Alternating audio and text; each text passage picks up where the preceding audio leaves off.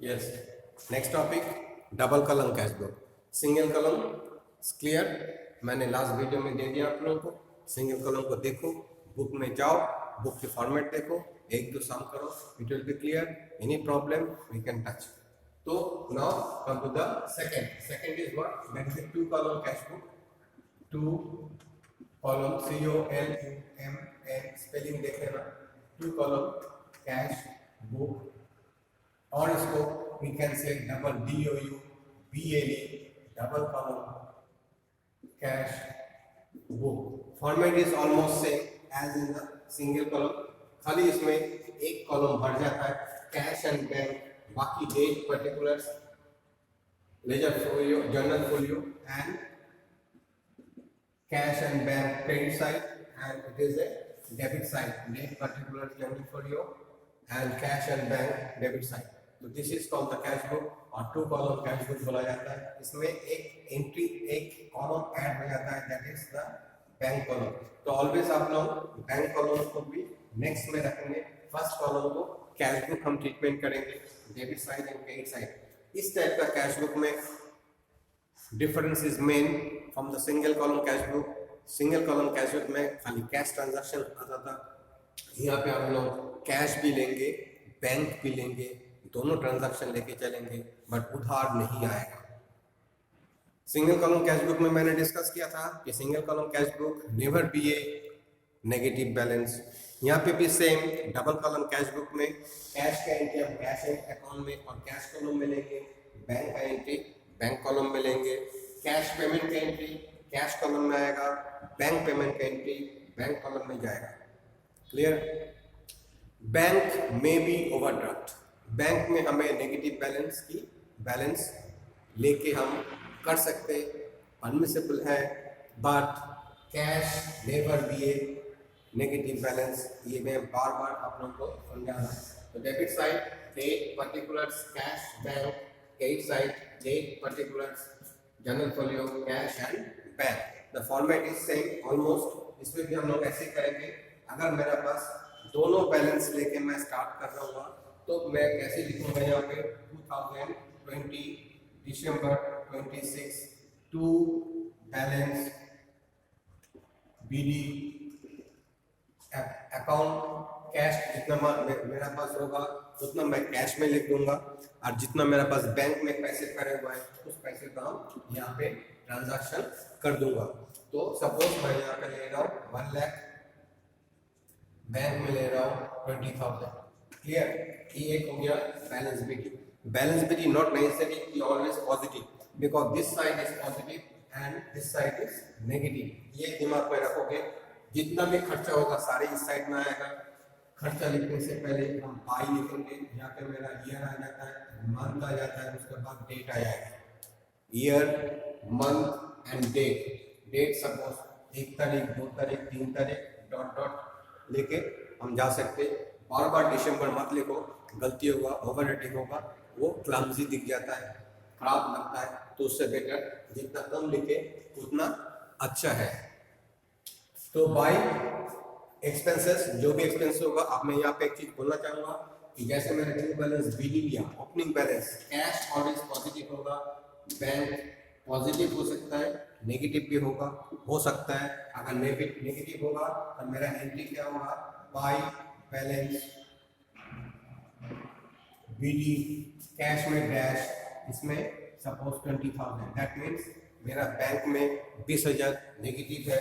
उस केस में इधर कोई एंट्री नहीं आएगा। ध्यान रखना, कोई भी एक साइड में एंट्री आ सकता है BD की, आइदर डेबिट साइड और इन द क्रेडिट साइड, दोनों तरफ एंट्री पॉसिबल ही नहीं है, क्योंकि कोई भी एक balance, suppose the bank balance positive 10,000, उसमें अगर पॉजिटिव 10,000 है, नेगेटिव कोई क्वेश्चन ही नहीं होता है, क्योंकि तुम्हारे खाते में 10,000 रुपये पड़ा है। तो हम थोड़ी बोल सकते खाते में 10,000 भी जाए और 15,000 तुमने OD ले रखा है बैंक से, ये पॉसिबल नहीं है, क्योंकि बैंक में तभी 10,000 रुपीज, या वो भी तभी तुम्हें OD ओवरड्राफ्ट फिगर देगा, मतलब माइनस फिगर करेगा, जब तुम्हारे पास पैसे होगा नहीं। तभी ये बोला जाता है कि either it is a negative balance और it is a positive balance. It's never, कभी मत सोचना कि मेरे पास नेगेटिव पॉजिटिव दोनों बैलेंस लेकर मैं चलूंगा। Clear? Now So it is a two account or two columns cash book same single column में एक कॉलम होता था खाली कैश, यहाँ पे डबल कॉलम आ गया इसलिए इसको डबल कॉलम भी बोला जाता है, टू कॉलम कैश बुक भी बोला जाता है। कैश को ऑलवेज पहले रखोगे, बैंक को हम नेक्स्ट में लेंगे सेकंड कॉलम में, कैश ऑलवेज पहले, बैंक ऑलवेज नेक्स्ट में। एक इसमें और एक कॉलम आता था इसको ट्रिपल कॉलम कैश बुक, जो पहले था अभी वो सिलेबस से हट गया, that is a discount column. तो यहाँ पे क्या होता है, डिस्काउंट अलाउड के एक कॉलम आ जाता था, यहाँ पे कॉलम आ जाता था डिस्काउंट रिसीव, बिकॉज रिसीव तब होता है जब हम लोग पेमेंट करते हैं, और डिस्काउंट अलाउड मैं डिस्काउंट तभी दूंगा जब मेरे पास पेमेंट आता है, तभी ये discount allowed is my expenses debit side, discount receive is my income it is the credit side, opposite side में एंट्री होता था। जो भी है that is not our syllabus, you will not discuss on that, तो only discuss करेंगे cash book double column, cash and bank column लेके। यहाँ पे एक चीज ध्यान रखोगे, मैं दो तीन एग्जांपल दे रहा हूँ यहाँ पे। जैसे मेरे पास 1 लाख रुपीज कैश है, अब मैं परचेस कर रहा हूँ, तो बाय परचेस अकाउंट, सपोज मैंने 5,000 का एक परचेस किया, तो 5,000 मेरा कैश बुक में चला, कैश बुक क्रेडिट साइड में एंट्री लेंगे, क्लियर। इसके बाद मैं अगर बोलता हूँ कि मैंने एक परचेस किया जिसमें कुछ डिस्काउंट है, तो हम लोग उसको एडजस्ट करेंगे, नेट फिगर को लेके माइनस कर देंगे। अब मैं यहाँ पे एक चीज और बोलना चाहूंगा, that is called the Contra entry, CONTRAENTRY, Contra entry. Contra entry मतलब एक ट्रांजैक्शन दोनों तरफ पहुंच जाएगा या दोनों तरफ उसकी एंट्री होगा, इस called the Contra, CONTRA, Contra ENTRY, Contra entry. बड़े इंपॉर्टेंट चीज है, इसमें विड्रॉ भी होगा, डिपॉजिट भी होगा, सब कुछ इसका अंदर आ जाता है। कैसे देखो, जैसे मैंने बैलेंस भी दी, मेरा नेगेटिव है, तो मैं पेमेंट नहीं कर सकता जब तक मेरा यहाँ पे पॉजिटिव आएगा। मैक्सिमम पेमेंट तभी हम करेंगे जब मेरे पास कोई बैलेंस आएगा। तो हम यहाँ पे सपोज हमने सेल किया तो मेरे पास चेक आया, तो check receive on sale from mister X, तो x के बाद x के से मेरे को एक चेक मिला ऑन सेल ऑफ गुड्स, तो sold of goods to the X, पहले तो मेरा सेल के एंट्री आएगा, सेल के एंट्री अगर क्रेडिट में हो गया तो यहाँ पे मेरा एंट्री नहीं आएगा। अगेन मैं बार बार बोल रहा हूँ, चाहे सिंगल कॉलम हो चाहे डबल कॉलम हो, without cash and bank transaction इस बुक में आएगा नहीं।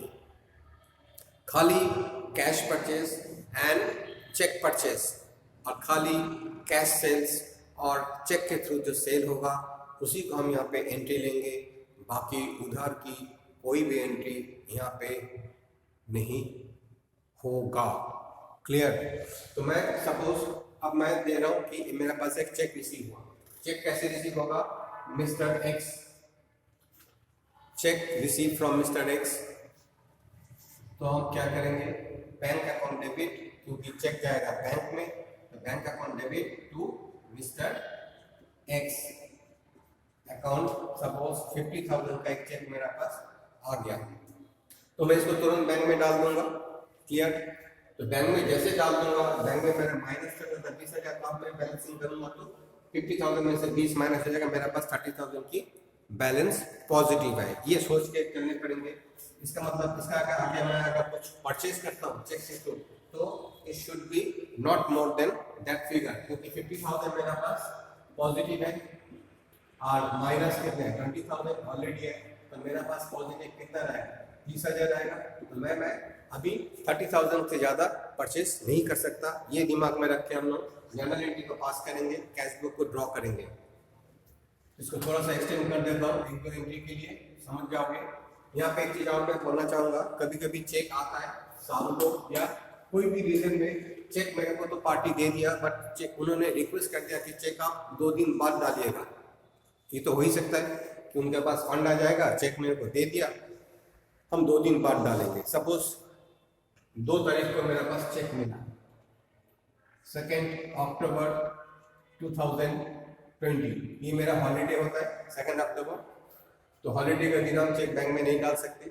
जिस दिन हम चेक को नहीं डाल सकेंगे उस दिन मेरा एक एंट्री जाएगा, वो एंट्री क्या होता है, चेक आ रहा है तो बैंक में तो हम नहीं डाल पा रहा है, तो किसको उसको करेंगे क्या, चेक इन हैंड को डेबिट कर देंगे। Very important point, cheque CHEQ cheque in hand account debit to किससे आया, suppose it is mister Y, जो भी फिगर है उस फिगर का मैं यहाँ पे जर्नल के थ्रू शो करते, इसको बोला जाता है चेक इन हैंड की entry. Cheque in hand account debit to mister X 10,000। ये 2 तारीख को मेरे पास चेक आया था, हॉलीडे था, मैंने चेक नहीं डाल पाया। 5 तारीख को जाकर मैंने बैंक में डाला, तो 5 तारीख को मेरे पास एंट्री यहाँ पे आएगा। 5 तारीख को एंट्री आएगा, क्या एंट्री आएगा, bank account debit to cheque in hand account credit. ये जो है क्रेडिट और ये डेबिट कट जाता है, अल्टीमेट देखो bank account debit to Y's account. तो यहाँ पे क्या एंट्री लेंगे, bank account debit to cheque in hand credit कितने का था 10,000, सीधा मैं बैंक खाते में जमा कर दूंगा। इट इज नथिंग, एक्चुअली जो कैश को हम लोग घर पे मेंटेन कर रहे हैं, हम अपना बैंक के साथ इसको टाई अप करते रहते हैं, that is a part of reconciliation. जो मैं डाल रहा हूँ बैंक में जो डालूंगा वो मेरा यहाँ पे डेबिट में जाएगा, बैंक में क्रेडिट हो जाता है। बैंक से जो मैं निकालूंगा बैंक माइनस होगा, या बैंक के खाते में जाके मेरा जो खाता बैंक मेंटेन करके प्रिंट आउट देता है उसमें वो डेबिट हो जाता है, और जब मैं डालता हूँ मतलब जमा करता हूँ वो मेरे लिए क्रेडिट। तो उसके लिए ऑपोजिट होता है, क्योंकि the bank is maintaining my passbook on behalf of me by the bank. तो इसीलिए मेरे लिए आएगा तो डेबिट होगा, बट उनके लिए वही चीज़ क्रेडिट हो जाता है। मैं पेमेंट करूंगा तो क्रेडिट होगा, बट उनके लिए वो चीज़ डेबिट हो जाता है। ऑपोजिट होता है, क्योंकि थर्ड पार्टी की एंट्री होता है। बाद में समझ जाओगे जब हम थोड़ा और आगे चलेंगे, ठीक है। अब यहाँ पे मैंने एक चीज़ बोलना चाहूँगा, that is a Contra entry. अगर मैं कैश विड्रॉ कर रहा हूँ बैंक से, दो पर्पस के लिए मैं विड्रॉ कर सकता हूँ, one for the personal use and another for the office use. तो ऑफिस यूज के लिए जो विड्रॉ होगा उसको कॉन्ट्रा एंट्री में डालने पड़ेंगे, क्योंकि ऑफिस यूज मतलब मैं पियोन को भेजा चेक देके, बैंक में गया, चेक काउंटर में दिया, पैसे लाया, पैसे लाके अपने कैश बॉक्स में रखा, तो बैंक माइनस मेरा कैश बॉक्स प्लस। तो इसीलिए क्या होता है, एंट्री क्या होगा, कॉन्ट्रा एंट्री जिसको हम बोल रहे हैं। तो cash account debit to bank account credit, ये मेरा कॉन्ट्रा एंट्री हुआ। इसको मैं पोस्टिंग कैसे करूंगा, कैश अकाउंट डेबिट हो रहा है तो this is cash book, debit side में टू बैंक लिखेंगे। सपोज मैंने 5,000 विड्रॉ करके लाया, तो क्योंकि कैश निकल रहा है बैंक माइनस हो रहा है, तो 5,000 मेरा कैश बुक में प्लस हो जाएगा। और सेम डेट में बाय कैश अकाउंट लिखेंगे, बैंक से 5,000 माइनस कर देंगे, ये ध्यान रखना। और यहाँ पे हम लिख देंगे सी, सी मीन्स कॉन्ट्रा। तो C is defined as contra entry. तो ये देखो दोनों तरफ एंट्री गया, इधर बैंक अकाउंट में एंट्री आ रहा है और उधर कैश अकाउंट में एंट्री जा रहा है। सेम अगर मैं डिपॉजिट करता हूँ तो मेरा ऑपोजिट एंट्री हो जाएगा, डिपॉजिट करेंगे तो मेरा एंट्री इसका ऑपोजिट हो जाता है, that is bank account debit to cash account, bank account debit to cash account credit. इसकी ऑपोजिट एंट्री मैं दे रहा हूँ 2,000 की, तो बैंक डेबिट, अब ये बैंक डेबिट टू कैश। तो क्या कर रहे हैं हम, बैंक को मिल रहा है, बैंक में जा रहा है, बैंक प्लस होगा, मैंने बार बार बोला दिस साइड इज प्लस, तो कैश के थ्रू प्लस हो रहा है, हम इसको एक्सटेंड कर देंगे तो बैंक में आएगा मेरा 4,000 प्लस हो गया, बैंक में कैश मेरा माइनस होगा, एनीथिंग कैश मेरा दिस साइड में आएगा। तो कैश कॉलम में हम क्या करेंगे, इसको बाय क्या किया हमने, बैंक में जमा किया, तो बाय बैंक अकाउंट करके कैश कॉलम को हम 4,000 से माइनस कर देंगे। अब दोनों एंट्री के आगे सी मेरे को लिखना है, एक पे लिखेंगे सी कॉन्ट्रा एंट्री, तो यहाँ पे भी लिखेंगे सी कॉन्ट्रा एंट्री। दोनों में अंतर क्या है, बैंक से निकाला कैश में आया, दिस इज विड्रॉ, कैश निकाल के बैंक में जमा कर दिया, दिस इज डिपॉजिट। क्लियर। अब अगर मैं अपने लिए मैं विड्रॉ करके लाऊंगा, इस कॉल्ड द पर्सनल अकाउंट और ड्रॉइंग, तो cash withdraw from bank for personal use, उस केस में क्या होगा, एक ही एंट्री आता है, उसमें क्या एंट्री आता है, उसमें आएगा ड्रॉइंग अकाउंट डेबिट उसमें आएगा drawing account debit to bank account credit. Drawing account debit to bank account credit, तो खाली एक ही एंट्री आएगा बाय ड्रॉइंग। जो भी फिगर है कहाँ से आएगा, कैश में से नहीं। सपोज मैंने 1000 रुपये ड्रॉ किया फॉर पर्सनल यूज, तो ये एंट्री सीधा सीधा बैंक से माइनस हो जाता है एंड मेरे जेब में, मतलब पर्सनल खर्चे के लिए उस पैसे को हम यूज करेंगे। तो ध्यान रखना इस बात की, contra entry is the double sided entry, bank as well as cash, चाहे वो डिपॉजिट हो चाहे वो विड्रॉ हो। But if it is a drawing for the personal use, खाली सिंगल एंट्री बाई ड्रॉइंग करके बैंक माइनस होता है और कहीं पे इसका एंट्री नहीं जाएगा। Very important point. इसके बाद जो आप सीडीपीडी करेंगे कैश के साथ, कैश को टैली करेंगे, तो पहले आप कैश कॉलम को बनाएंगे यहाँ पे,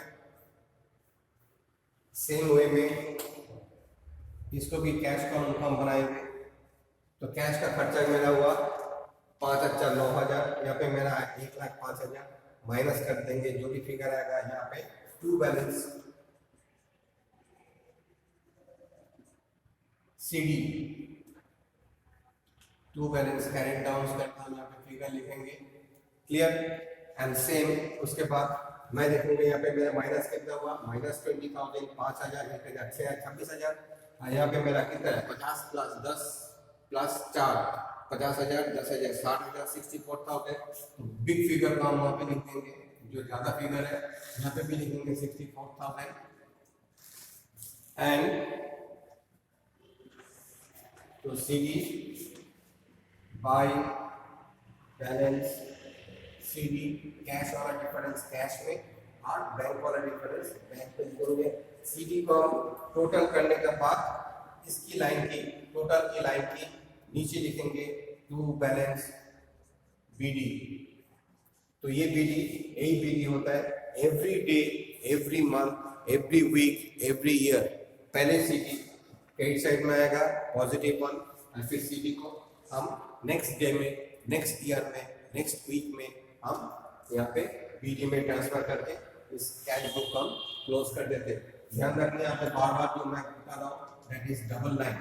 डबल लाइन से दिस इज अ लेजर और subsidy book whatever you say, this is in fact ledger. आप देखोगे लेजर के फॉर्मेट ही है, तो ledger is always close with the double line.